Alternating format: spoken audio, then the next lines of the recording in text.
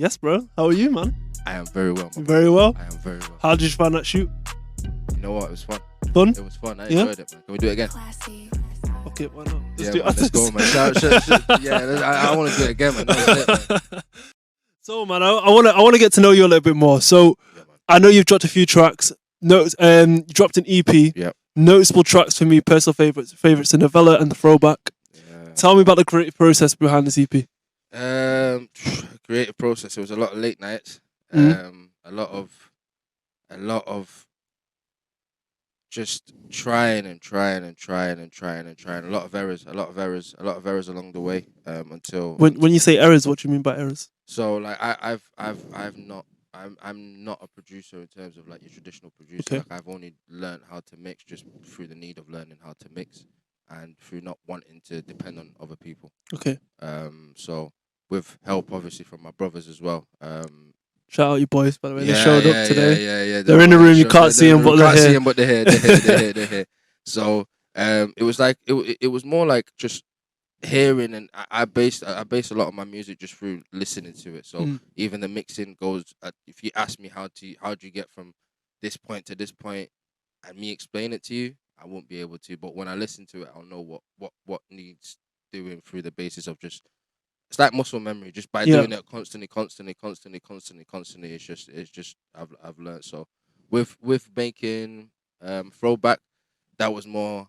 I got into the studio just thinking about life, and I just had to pour some emotions out on a What song. inspired throwback? That's a touchy one. That. Touchy one. Yeah. Don't want to touch on it. Nah, I'm joking. No, you know what inspired throwback? It was me growing up. I Okay. felt like it was me.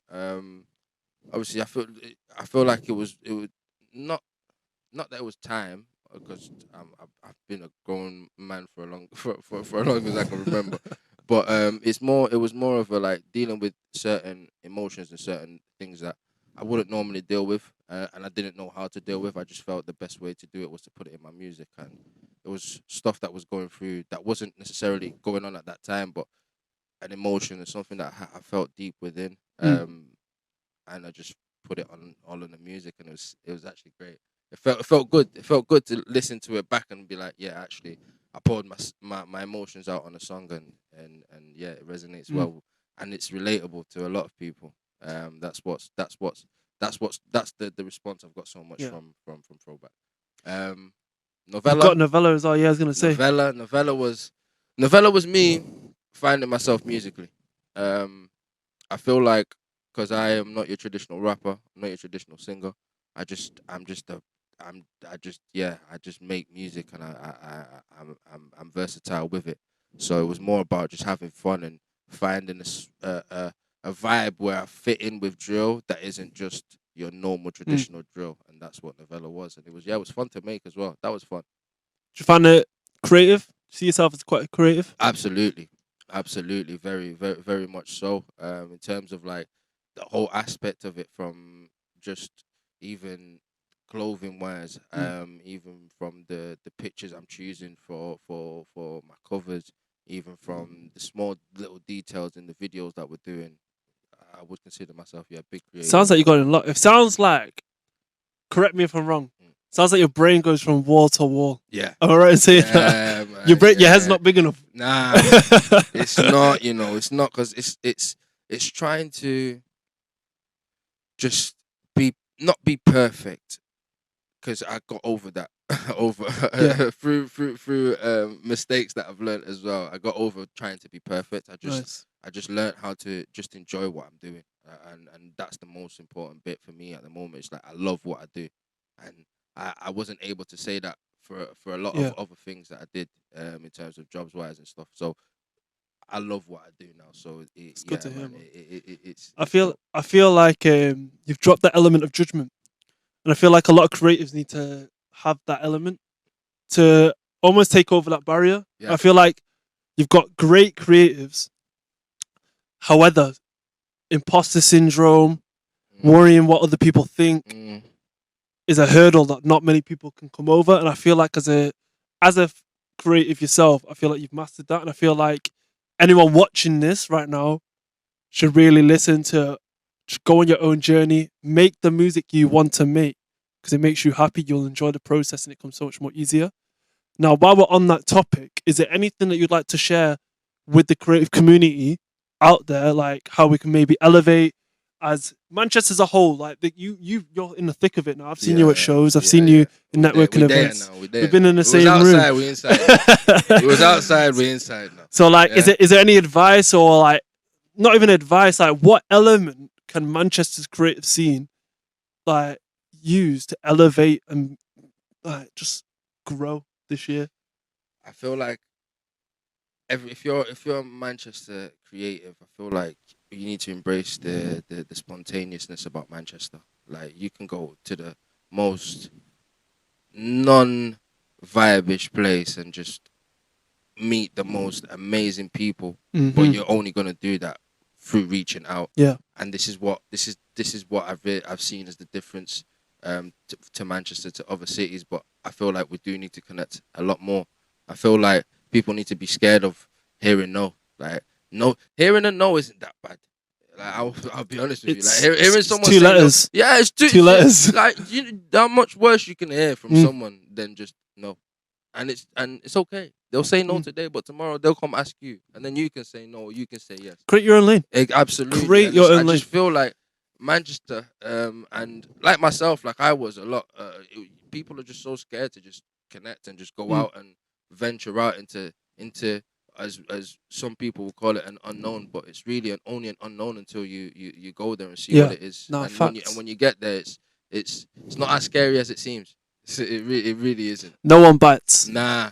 No one bites. It's not as, and what's crazy is, like, coming from the outskirts of central Manchester, which is like everybody just even says like, state where you're from as well. I'm from like, Rochdale. Yeah, Rochdale. Yeah. A lot of people from Manchester don't class Rochdale as Manchester. Yeah.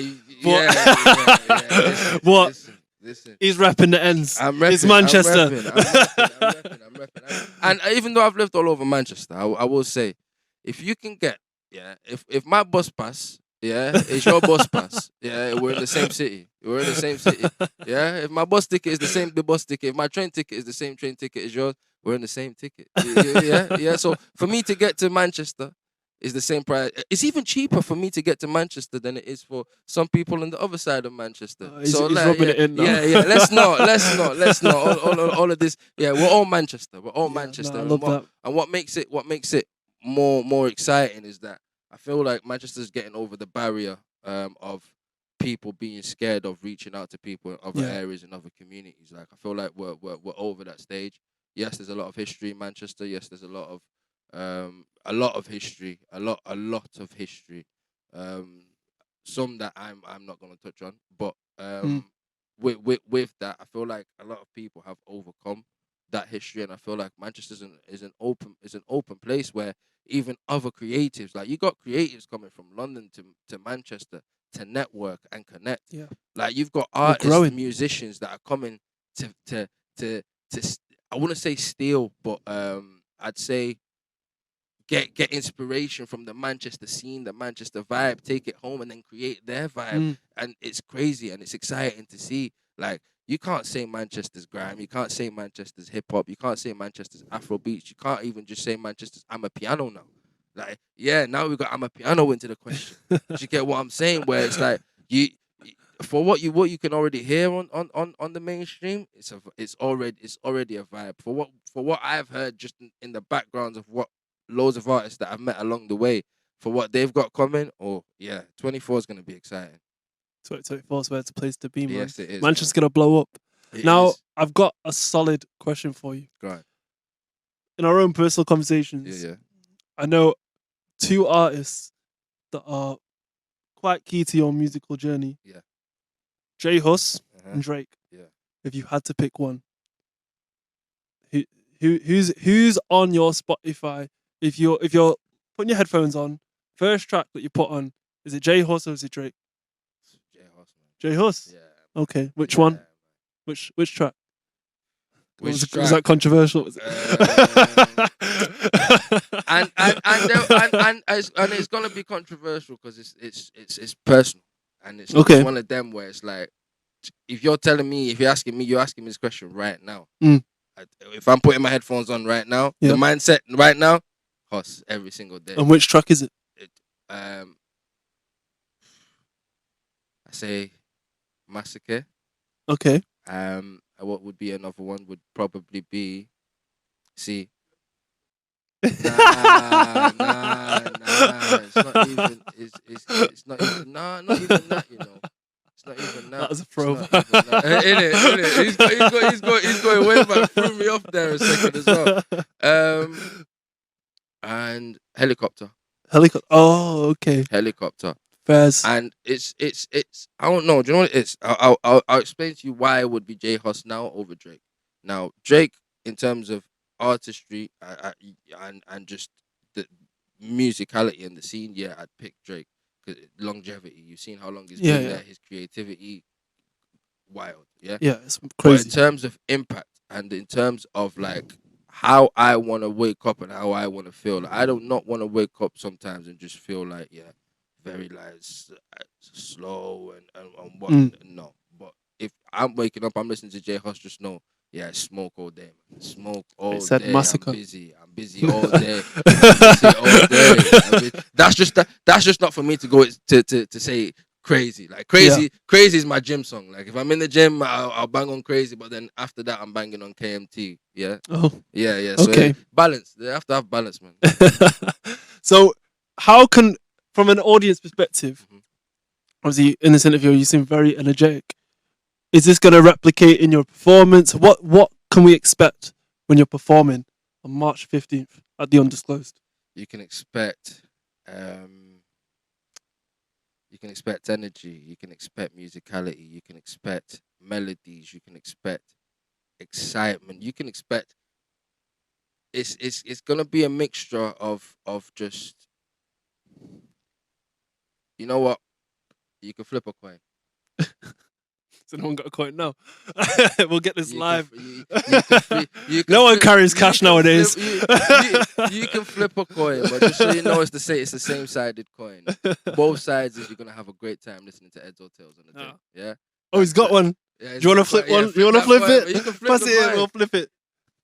Go on. You flip it for us. All right. So heads is gonna be a good time. Tails is gonna be a great time. Oh. No. Tails, man. It's gonna be a great time. It's gonna be. It's gonna be a great time. It's gonna be a great time. And you can see it there, footage. Yeah. So no one say I'm lying. Yeah. Confirm. Yeah. Oh, I love that. So, can we expect any surprises? Any new music? Yeah. I got a few exclusives. Okay. A few exclusives that I'm gonna be showcasing, showing. I got a few artists that I'm gonna be bringing on with me as well. Okay. So nice. Yeah, I'm gonna surprise ready for that. on the day. I'm gonna surprise everyone on the day. It's gonna be fun. Perfect. Well, is there anything that you want to add at the end of this podcast? Where can we find your socials? So my socials are EDZOR space TALEZ. And that's on everything. That's Edzor Talez to the world. And I just want to say, yeah, man, 2024 is going to be amazing. And shout out to all the artists that are going to be performing on the 15th as well. It's going to be crazy. Ideally, and hopefully we can all link up beforehand and actually network before we actually get to perform. That would be a sick idea as well. So if you guys we'll make that work. That's what you want. We'll make that work. Yeah. It'd be nice because obviously we're sharing the stage, so it'll only be right to either share a meal or just to share a drink with everyone before we do that. So we'll make that happen. Facts. That's all. I rate that. And yeah, thank you for having me. No worries, man. Honestly, bro, it's been a pleasure to have you on. Nah, pleasure's all mine. Pleasure's all mine, man.